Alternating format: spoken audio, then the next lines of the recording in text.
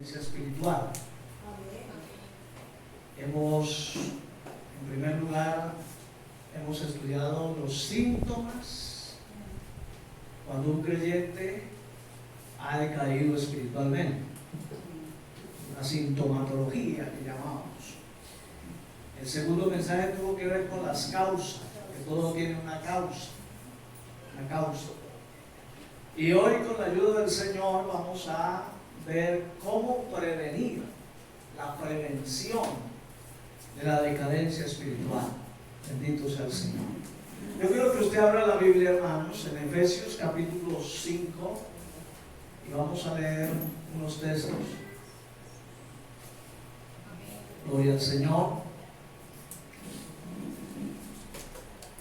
Efesios capítulo 5, versículo 14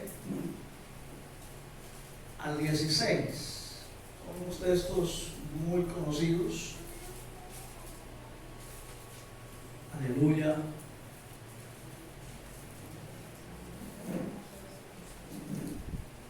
Efesios 5, 14 al 16, ¿lo tenemos? Amén. Leo para todos ustedes la palabra del Señor y dice así, verso 14, por lo cual dice, despiértate tú que duermes y levántate de los muertos y te alumbrará Cristo. Mirad pues con diligencia cómo andéis, no como necios sino como sabios, aprovechando bien el tiempo, porque los días son malos. Amén. Padre que estás en el cielo, te adoramos y te bendecimos en esta mañana. Queremos pedirte, Señor, que nos bendigas ahora cuando vamos a estudiar esta palabra, este tema que nos corresponde hoy. Queremos, Señor, que la palabra pueda correr, pueda fluir a favor de todos los que estamos aquí y luego de quienes lo ven por las redes sociales, Señor. Te lo pido en el nombre de Jesús y recibe tú toda la gloria y toda la honra, porque a ti solo pertenece. Amén. Gloria al Señor. ¿Cómo prevenir la decadencia espiritual? Es el tema de hoy, la prevención.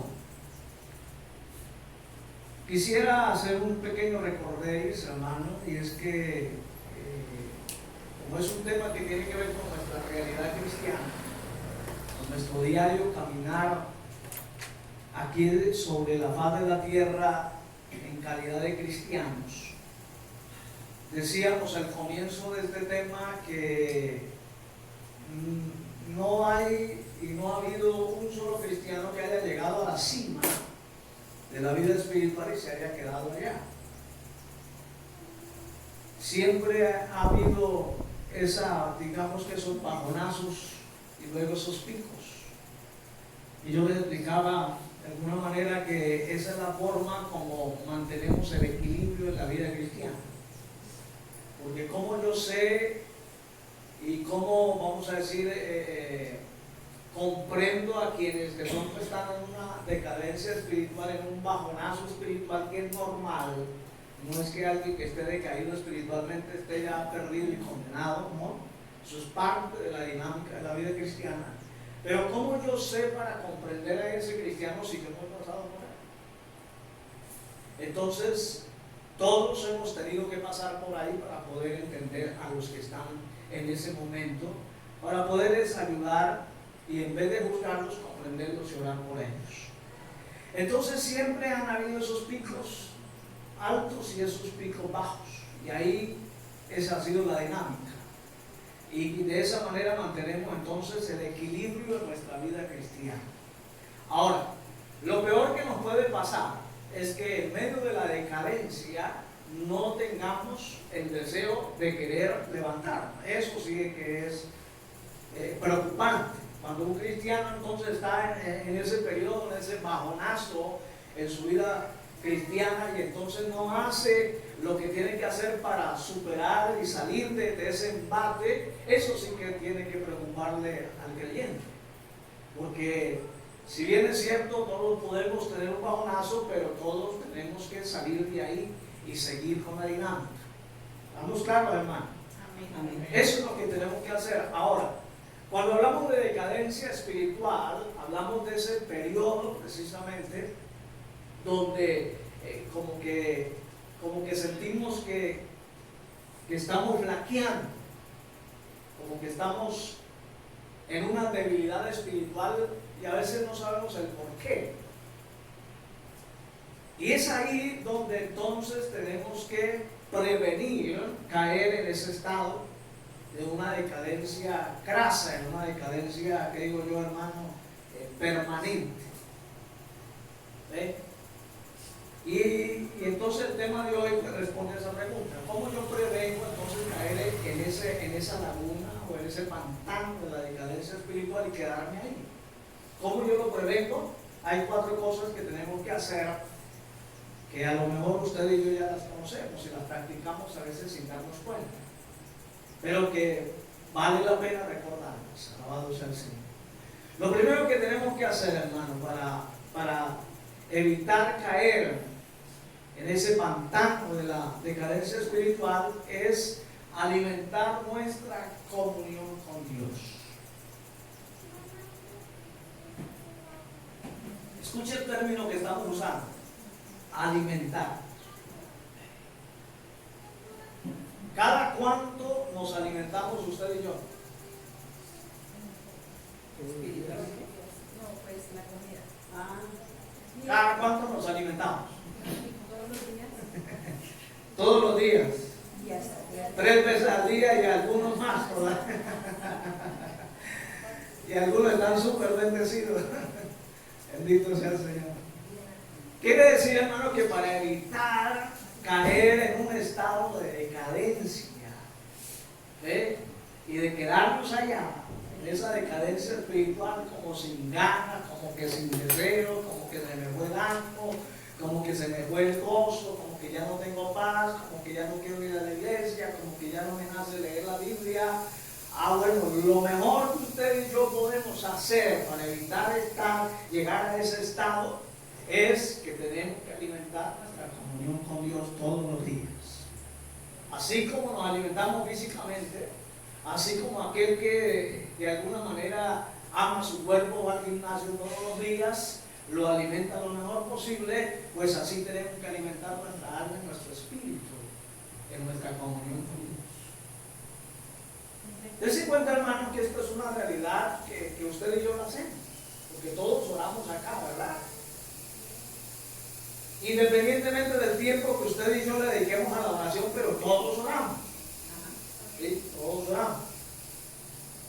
Pero no es verdad que han habido días y periodos en la vida nuestra, en nuestro diario caminar, que ni orar queremos,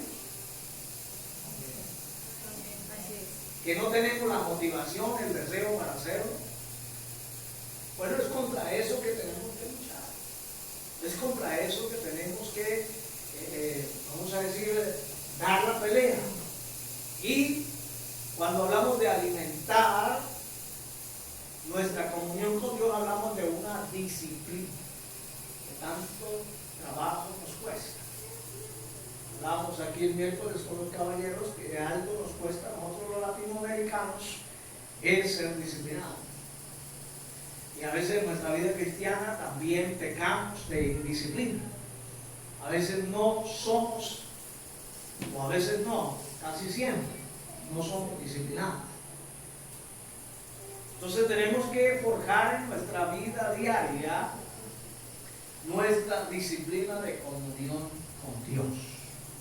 Por eso el texto que leíamos de alguna manera ilustra esto. Dice, por un lado dice, despiértate tú que bueno, está hablando de alguien que está en una decadencia espiritual, despiértate, no se quede dormido ahí. Levántate de los muertos y te alumbrará Cristo. Luego dice, mirad con diligencia, observen su condición en la que están. ¿Cómo andéis? No como necios, sino como sabios, como personas entendidas. Lo malo no es ser consciente en el estado que estoy. Lo malo es sabiendo en el estado que estoy y no hacer para salir de ahí. Eso es lo malo. Eso es actuar como una persona necia, sabiendo que estoy de alguna manera mal, entre comillas, en ese orden de ideas y no hacer nada para superar. Eso es una persona necia. Pero una persona sabia es aquella que sabe, que es consciente, que reconoce que está en una situación un poco difícil, pero que le quiere meter el empuje y las ganas para salir bien. Eso es lo importante. Ahora dice el apóstol, aprovechando bien el tiempo porque los días son malos. Creo que nos ha tocado, sin lugar a dudarlo, uno de los tiempos más difíciles de la historia de la iglesia. Si bien es cierto, al comienzo de la historia de la iglesia sufrió persecución, los mataban, los torturaban, los perseguían. Tal vez a nosotros no nos torturan, ni nos persiguen, ni nos meten a la cárcel, ni mucho menos nos matan por ser cristianos. Pero en el orden espiritual nos ha tocado enfrentarnos a lo que esos cristianos de ese entonces no enfrentaban. A muchas maneras de cómo métodos de distracción, de absorción del tiempo, vamos a decir, métodos para cautivar la conciencia de la gente, un montón de ideologías en contra de los principios cristianos, bueno, un montón de cosas y un sinnúmero de circunstancias que de alguna manera hacen la vida cristiana, digamos, un poco más difícil que aquellos cristianos de los primeros tiempos. Uno diría, bueno, pero aquellos dieron la vida, y eso es verdad, hermano, sufrieron dolor.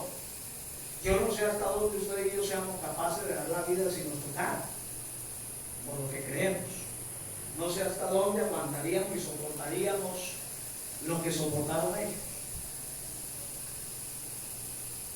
Pero sí nos ha tocado vivir en términos espirituales un tiempo demasiado difícil, muy difícil.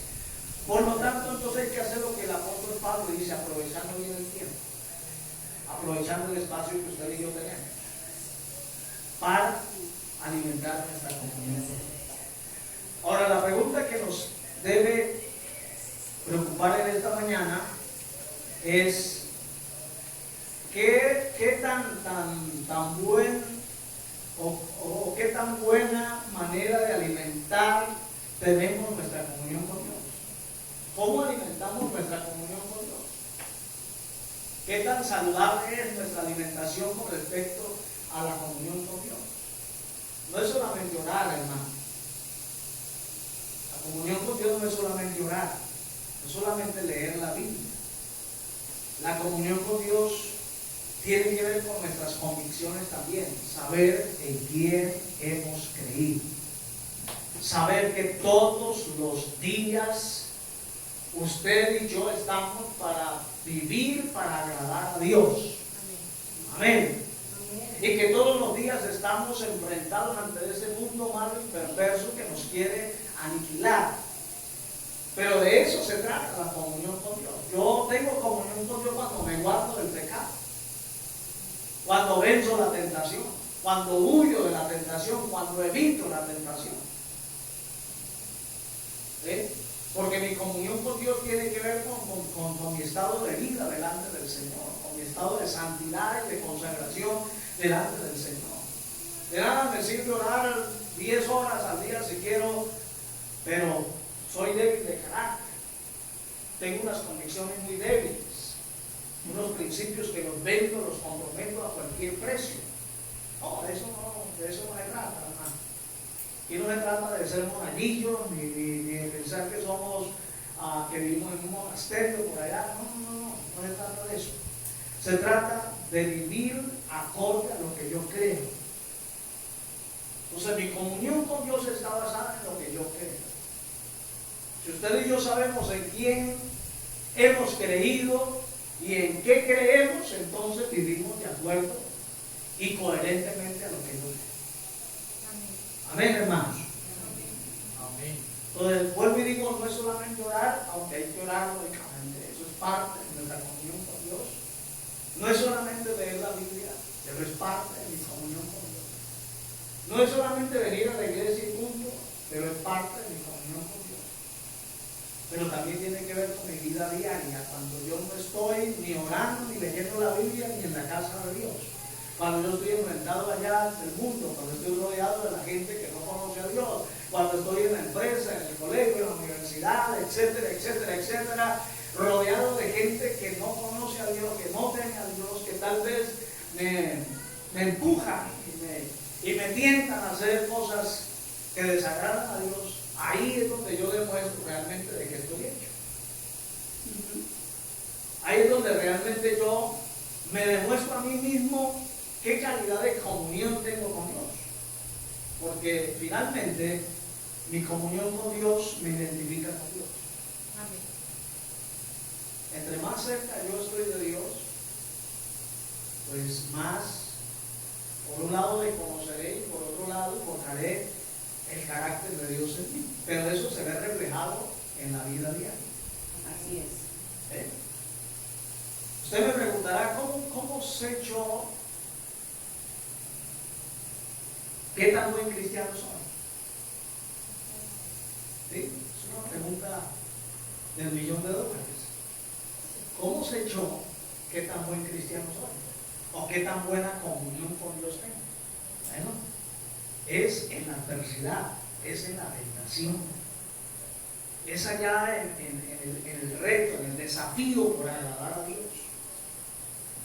Es fácil agradar a los hombres, pero no es tan fácil agradar a Dios. Fácil agradar a papá y a mamá, pero no es tan fácil agradar a Dios. Pero es allá donde yo me doy cuenta qué tan buen cristiano soy, o qué tan buena comunión con Dios tengo. Alabado sea el Señor. Por eso este tema tiene que ver con nuestra realidad cristiana, con nuestro diario vivir en este mundo, hermano. Porque hoy venimos el día domingo y aquí nos sentimos maravillosamente. Y quisiéramos no irnos de acá, porque aquí estamos como salvaguardados. Aquí estamos como de alguna manera protegidos, ¿no? Protegidos de ese mundo malo. Pero apenas termina el culto y nos vamos, entonces lo enfrentamos. Y ahí es donde comienza la batalla. Pero es allá donde yo me demuestro a mí mismo, le demuestro al diablo y al mundo de qué estoy hecho. Y en la adversidad me demuestro a mí mismo, le demuestro al diablo y al mundo en quién he creído. Amén, hermanos.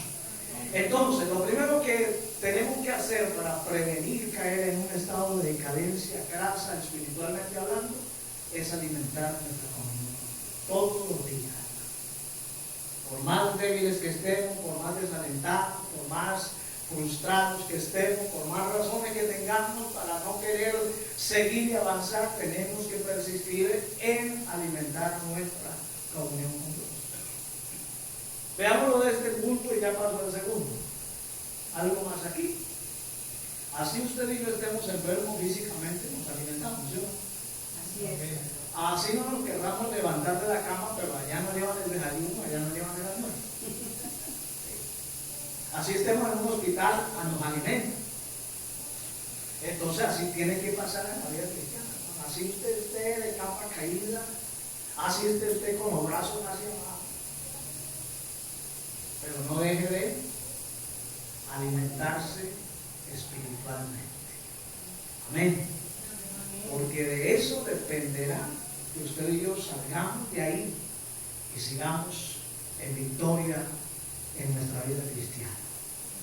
Aleluya. En segundo lugar, ¿cómo prevenimos la decadencia espiritual? Predícate el Evangelio del Señor Jesucristo en todo momento. Lo repito, predícate el Evangelio del Señor en todo momento.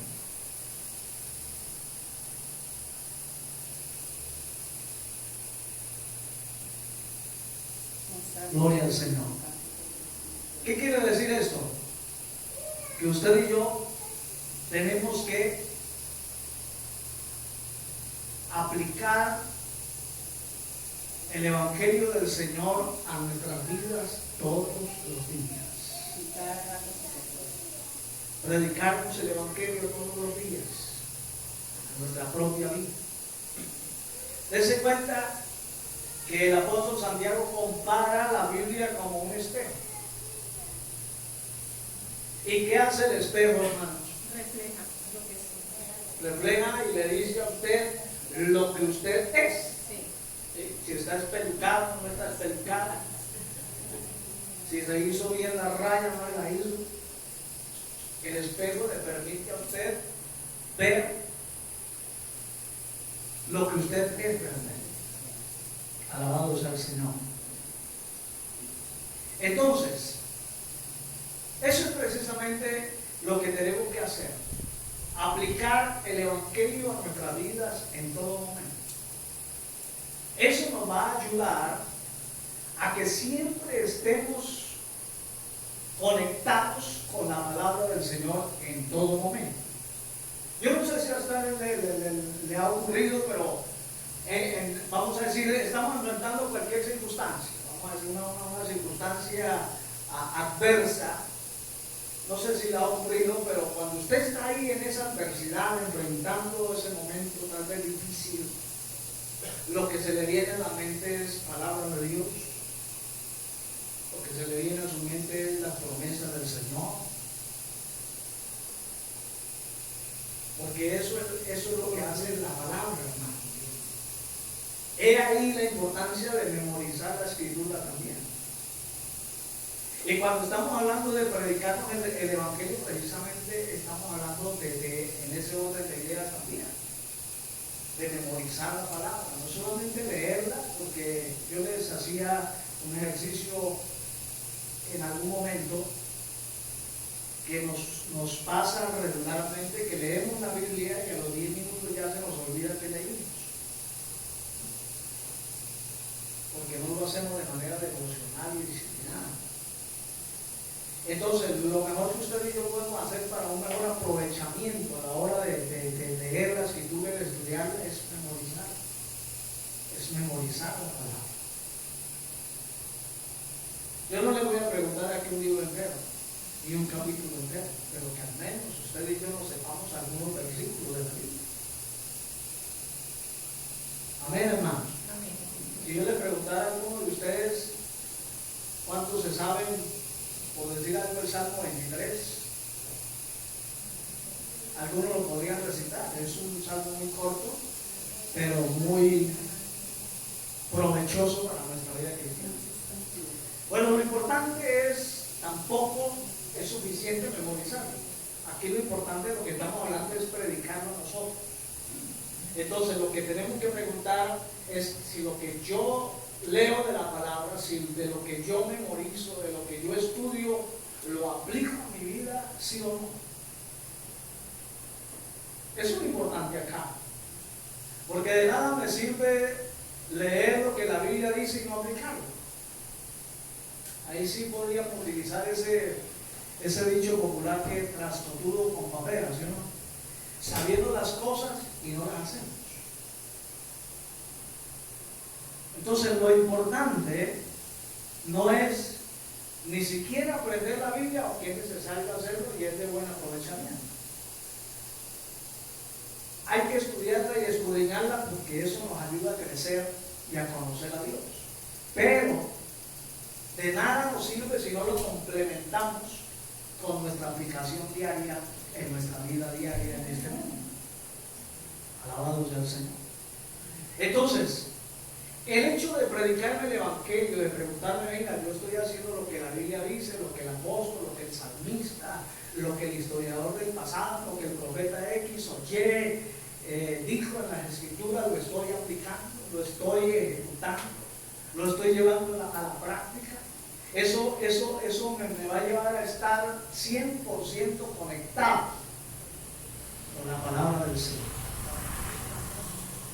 Y lógicamente, pues nos va a ayudar a prevenir caer en la decadencia espiritual. Porque si usted recuerda, uno de los síntomas de la decadencia espiritual es que comenzamos a bajar nuestro estándar moral de vida. ¿Sí? Lo que antes era pecado para nosotros, cuando estamos en decadencia espiritual ya no lo es. Entonces, cuando ciertos comportamientos los guardábamos, éramos muy, vamos a decir, cuidadosos de hacer, de decir ciertas cosas, porque pensamos que desagradan a Dios, cuando estamos en decadencia espiritual ya no nos interesa. Entonces comenzamos como a bajar el estándar de nuestras normas morales de vida. ¿Qué es lo que previene precisamente caer en ese estado? El predicarnos la palabra de Dios todos los días. Amén. Preguntémonos en esta mañana, ¿nos predicamos el Evangelio todos los días nosotros, hermano? Nos preguntamos si yo estoy aplicando la palabra del Señor a mi vida todos los días. Alabado sea el Señor. No es tan fácil. No es tan fácil llevar esto a cabo. Pero esto es parte de la dinámica de la vida cristiana. Cuando usted y yo sabemos, y vuelvo a lo que dije al comienzo, cuando usted y yo sabemos en quién hemos creído, lo único que nos interesa es agradar a Él, agradarlo a Él, hacer su voluntad. Pero para ello yo debo predicarme el Evangelio todos los días. Verme en el espejo de la palabra, para que la palabra me diga, venga, usted está así, así, así, etc. La palabra de Dios no nos engaña. Bendito sea el Señor. Podríamos, hermano, tener otro pensamiento al respecto, y es que esto tiene que ver con nuestro testimonio diario de vida cristiana. Si algo usted y yo tenemos que cuidar es nuestro testimonio. Recuerde que la gente hablará bien o hablará mal del Evangelio dependiendo de lo que usted y yo somos. Amén. Si usted y yo queremos poner el nombre de Dios en alto, tenemos que vivir a la altura de lo que somos. ¿Sí? ¿Sabe qué dijo Mahatma Gandhi, aquel pacificador hindú de la India? Él dijo en alguna ocasión, yo hubiera sido cristiano si no hubiera sido por los cristianos. Resulta que la India por mucho tiempo fue provincia de Inglaterra. Y usted sabe que Inglaterra en Europa fue la cuna del Evangelio. Y los misioneros que fueron enviados a todo el mundo, en la gran mayoría fueron ingleses. Así que la India fue conquistada, digamos que fue provincia de Inglaterra, y allí había muchos misioneros, muchos cristianos. Pero Mahatma Gandhi dijo, yo hubiera sido cristiano si no hubiera sido por los cristianos. Así que los cristianos del tiempo de Mahatma Gandhi no fueron tan idóneos, no fueron tan fieles, de buen testimonio, que Mahatma Gandhi lo entendió y dijo, si ese es el cristianismo, no vale la pena seguirlo. Si ese es el Evangelio, no estoy dispuesto a creerlo. Y yo creo, hermano, que esa es la realidad en la que pasa el mundo de hoy. Si la gente hoy no quiere creer en el Evangelio, no es porque son incrédulos, ateos y por el diablo lleno de demonios y de toda la cosa, sino que en muchos casos es por culpa de la misma iglesia. Es más, me voy a incluir, hermano, por culpa de nosotros, los pastores y predicadores. Porque, hermano, yo, créanme lo que en mis 30 años de ser pastor, los últimos 10 años han sido escandalosos, escandalosísimos, hermano, en cuanto al pastorado se refiere. He tenido que ver, conocer de primera mano situaciones vergonzosas en la vida de pastores. Tener que también oír y ver a lo lejos casos vergonzosísimos en la vida de los pastores. Entonces, eso hace que la gente no quiera creer en el Evangelio. Eso hace que la gente no quiera venir a la iglesia. Eso hace que la gente vea a Dios de otra manera.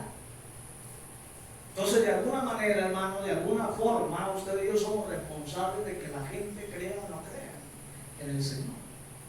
Por eso el llamado y la invitación es a exaltar el nombre de Dios con nuestro diario camino. Que Dios nos ayude, hermano, no es tan fácil. Usted y yo somos embajadores, somos representantes de Dios aquí en la tierra. Yo no sé si usted entiende ese término, embajador, un representante del reino de Dios aquí en la tierra. Representamos el reino de los cielos aquí en la tierra. Yo no sé hasta dónde esa dignidad la llevamos bien en alto. Hasta dónde somos coherentes con lo que decimos creer y con lo que vivimos. Que Dios nos ayude, mis hermanos. Entonces, la segunda manera de prevenir caer en una decadencia espiritual es predicarnos el Evangelio todos los días. En tercer lugar, comprometernos para hacer un sacrificio vivo cada día. Romanos 12, vamos a leer Romanos 12, que dice: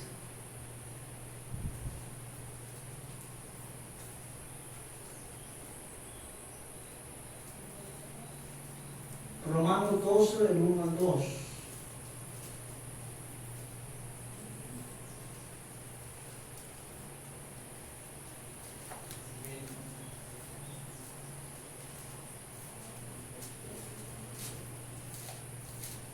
¿Cómo dice, hermano? Alguien que lo lea. Romanos 12, 1 al 2. Así que, hermanos, os ruego por las misericordias de Dios que presentéis vuestros cuerpos en sacrificio vivo, santo, agradable a Dios, que es vuestro culto racional. No os conforméis a este siglo, sino transformaos por medio de la renovación de vuestro entendimiento, para que comprobéis cuál sea la buena voluntad de Dios, agradable y perfecta. ¿Cómo es la voluntad de Dios aquí, hermano? Agradable y perfecta. Por un lado, buena. La voluntad de Dios es buena. Y por otro lado, agradable y perfecta. Entonces, lo tercero que tenemos que hacer para evitar la decadencia espiritual es comprometernos para hacer un sacrificio vivo. Yo, permítame, hermano, explicarles la idea. Pablo dice aquí que presentéis vuestros cuerpos en sacrificio vivo. Y Pablo está pensando en un sacrificio del Antiguo Testamento. ¿Qué se hacía, hermano, con los sacrificios del Antiguo Testamento? Pues se colocaban en el altar, lo ofrecían como una ofrenda a Dios y los quemaban. Pero antes de quemarlos, lógicamente, los degollaban. Pero los reducían a cenizas. Y lógicamente, bueno, eso en términos simbólicos, pues emanaba un olor fragante ante la presencia del Señor. Ahora, si usted y yo somos esa ofrenda, ese sacrificio, lo que Pablo dice es que lo presentéis como un sacrificio vivo. Miren la idea, hermano, un sacrificio vivo. Es decir, no lo está llevando literalmente a que hay que degollarlo primero, sino que en un estado de vida normal, cotidiana, usted y yo en este mundo, tenemos que parecernos a un sacrificio para Dios. Y tenemos que venir todos los días al altar y ofrecernos como ese sacrificio para el Señor. De lo cual tiene que salir un aroma fragante ante la presencia del Señor. Ahí es donde está la pregunta y ahí es donde está el meollo de este problema. Vamos a suponer que usted esta mañana y yo nos colocamos en el altar del sacrificio. Después de meterle el fuego del Espíritu Santo, ¿qué es lo que sube ante Dios? ¿Sí será que Dios se agrada en nosotros?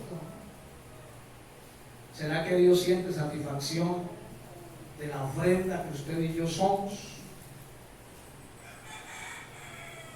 O todo lo contrario, Dios sentirá rechazo y dirá: esta ofrenda no la acepto, como rechazó la ofrenda de Caín.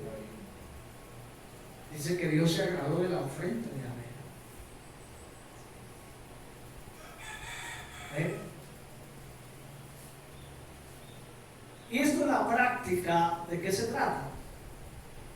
Pablo luego responde, dice: no os conforméis a este siglo, sino transformados por medio de la renovación de vuestro entendimiento, para que comprobéis cuál sea la buena voluntad de Dios agradable y perfecta. No os conforméis a este siglo, es decir, no nos amoldemos al sistema del mundo. Es muy fácil nosotros dejarnos atraer por lo atractivo del mundo, las cosas que todo el mundo nos ofrece, más fáciles. Y hoy bien podríamos decir que existen tal vez muchos evangelios que se predican. Unos predican un evangelio extremadamente difícil, otros medianamente difícil, otros lo hacen medio elásticos y otros súper fáciles. Yo creo que entre esos dos bandos hay que estar en la mitad, hay que ser el equilibrio. Porque si bien es cierto, el evangelio no es una carga para nadie, y el evangelio no lo constituyen las normas humanas que la iglesia hoy ha adoptado, porque eso no es el evangelio. Pero tampoco lo es ese libertinaje en la que muchos predicadores de iglesias han caído. Entonces hay que buscarnos en el equilibrio del centro y no amoldarnos ni al uno ni al otro. Eso en la práctica se refiere a eso, a no dejarnos llevar por ninguno de los dos extremos que existen y aprender a vivir la vida cristiana de manera equilibrada y justa, comprobando siempre la buena voluntad de Dios. Es decir, mientras usted y yo nos mantengamos en el margen de la voluntad de Dios, estamos bien, aunque a algunos les parezca que no, o a otros definitivamente no lo acepten. Alabado sea el Señor. Entonces, hermano, lógicamente que para esto, y pensando en el pensamiento que Pablo está teniendo, pues nos tenemos que sacrificar, es decir, tenemos que sacrificar muchas de las cosas nuestras. Sacrificar a veces tiempo, sacrificar a veces deseos, ¿no? Sacrificar a veces, que digo yo, hermano, dinero, por agradar a Dios. Sacrificar amistades, sacrificar relaciones, por agradar a Dios. Y eso es lo que muchos cristianos no están dispuestos a hacer. Prefiere ganar al mundo, así pierda a Dios. Pero la idea del evangelio es que ganemos a Dios, así perdamos el mundo. ¿Me hago entender, hermano? Amén. Porque eso fue lo que el Señor dijo: ¿de qué le sirve al hombre que se gane todo el mundo entero si pierde su alma? ¿De qué le sirve al hombre ganarse a su familia, ganarse a sus amigos y estar bien con ellos si su salvación está en entredicho, su salvación está comprometida? Es preferible perderlo todo aquí en este mundo, pero no perder nuestra alma. Amén. Gloria a Dios. Amén. Entonces de eso se trata, hermano. Cuando yo estoy consciente de eso, que yo soy un sacrificio y que yo tengo que hacer la voluntad de Dios agradable y perfecta, y yo tengo que predicar el evangelio todos los días, y que yo tengo que ser del agrado de Dios, entonces eso me va a llevar, hermano, a evitar caer en la decadencia espiritual. ¿Cuánto damos gloria al Señor? Amén. Aleluya. Es como si usted y yo tuviéramos que entender lo siguiente: usted y yo somos un culto vivo para Dios. Y escuchen esto, hermano, presten atención a lo siguiente, porque ya quiero pasar al cuarto y terminar. Pero no puedo pasar por alto esta idea que es muy importante. Usted y yo somos un culto vivo para Dios. Amén. Y no un culto de 1 hora o 2 horas. Usted y yo somos un culto de 24 horas al día. Amén. Quiere decir que lo que usted y yo hacemos glorifica a Dios. Amén. Si usted está en la casa haciendo sus quehaceres, usted estaría agradando a Dios por lo que está haciendo. Si usted está trabajando en sus labores normales diarias, usted está agradando a Dios, usted está ofreciendo culto a Dios. Amén. Amén. Lo que hagamos, es por eso que así estemos en la calle, estemos donde quiera que estemos. Aleluya. Donde quiera que estemos, usted y yo debemos estar y hacer lo que estamos haciendo para agradar a Dios.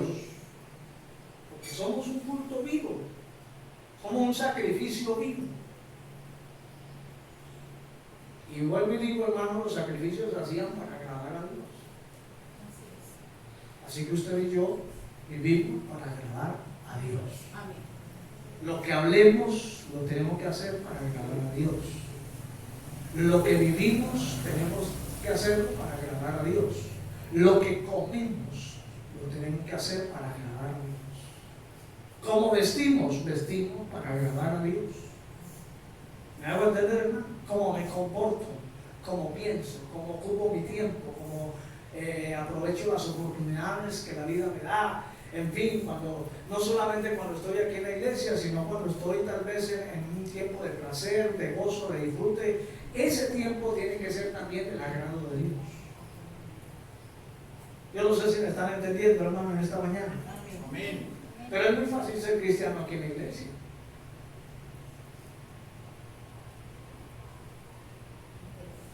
Pero no serlo cuando está por allá en el paseo o en la playa. O cuando están con los amigos o con la familia. Se les olvida que son cristianos. Alabado sea el Señor. Entonces aquí se trata de ofrecerle un culto a Dios con nuestro diario caminar, nuestro diario vivir todos los días 24/7. Amén. Amén. De eso se trata. Y entonces esto va a evitar que yo caiga en decadencia espiritual. Lógicamente yo le cierro cualquier espacio al pecado, le cierro cualquier espacio a lo malo, a lo desagradable, porque siempre estoy conectado en el pensamiento de que yo quiero agradar a Dios. Aleluya. Y por último, hermano, por último en esta mañana,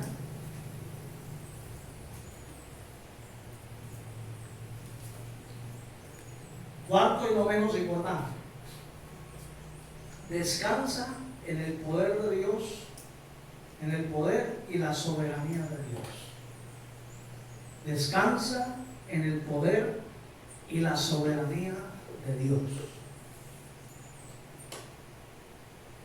Es muy importante, escuche esto, todo lo que hemos hablado suena fácil, pero no lo es en la práctica. No es tan fácil agradar a Dios en todo momento, porque nos hemos visto seducidos, nos hemos visto a veces como derrotados frente a ciertas circunstancias en la vida, hemos cedido, hemos dado tal vez un bien falso, eso lo hemos hecho, como humanos que somos, lo hemos hecho.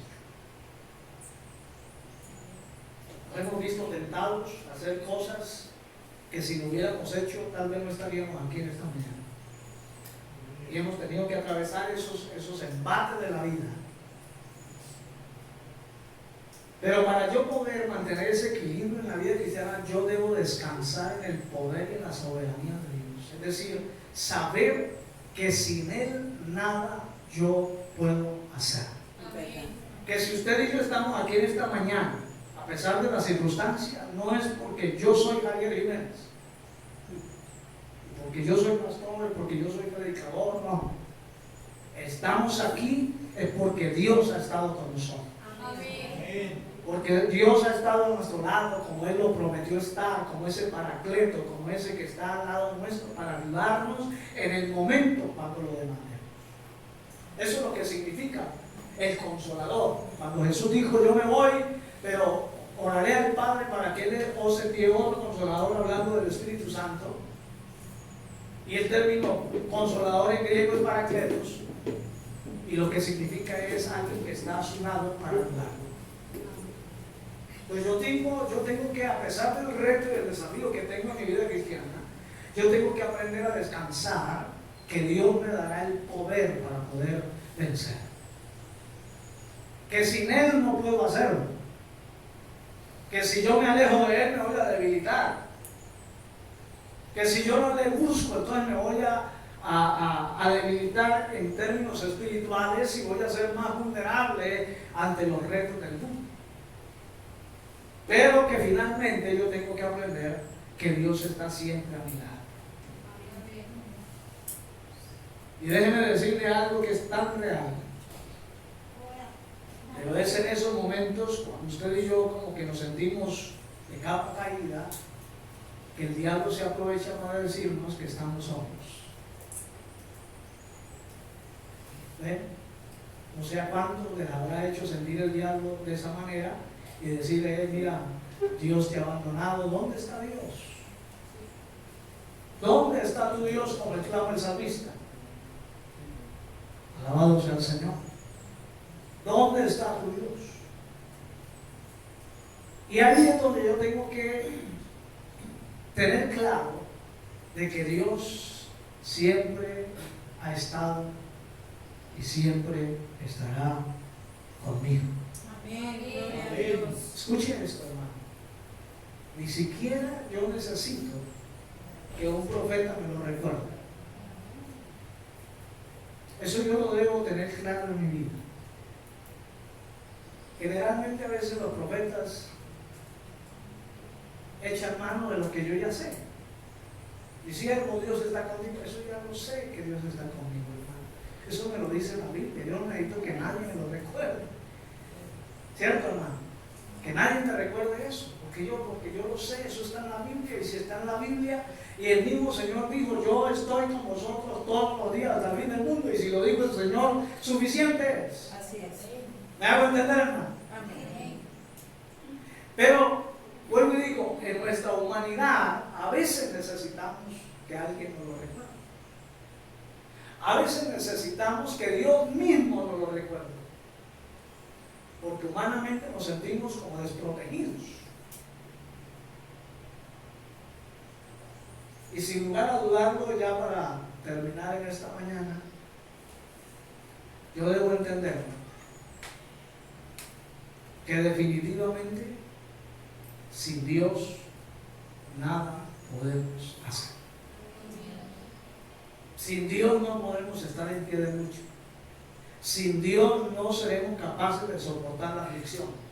Sin Dios no podemos ser capaces de soportar la enfermedad, la soledad, la frustración, el fracaso.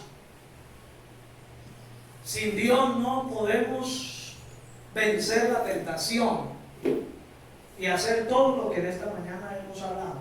Sin Él no lo podemos hacer. Pero para ello yo debo descansar en Él y saber que si Dios está a mi lado, si Dios es por nosotros, ¿quién contra nosotros? No hay nada que en el mundo usted y yo enfrentemos que no seamos capaces de soportar. No hay ninguna tentación que no sea humana, dice Pablo. Es decir, lo que Dios nos permite enfrentar todos los días es porque Él sabe que yo soy capaz de la mano de Él de vencer. De otra manera el Señor no nos va a permitir caer en una tentación que usted y yo no vamos a ser capaces de soportar. ¿Está claro, hermano? Por eso ningún pecado es injustificado. Nadie puede decir, no, es que me ganó la tentación. No, es que usted se dejó seducir de la tentación. Usted se desprendió de la mano de Dios y por eso no pudo. Pero cuando usted y yo vivimos en esta dinámica de descansar en el Señor en medio de la tentación, pues me agarro de Dios y salgo del otro lado con la ayuda del Señor. Amén, hermanos. Amén. De eso se trata. Y esto es, vuelvo y digo, esto es tan real que todos lo hacemos. Esto es tan familiar para nosotros que en la práctica lo hacemos, a veces sin darnos cuenta. Pero que es importante que lo recordemos una vez más. Descansemos en el Señor, hermano. No en nuestra propia fuerza, no en nuestra experiencia, no en nuestras capacidades, no en nuestro conocimiento, No, descansemos siempre en el Señor. Amén. De la mano de Él podremos vencer. Que el Señor los bendiga en esta mañana. Amén. Póngase de pie, por favor.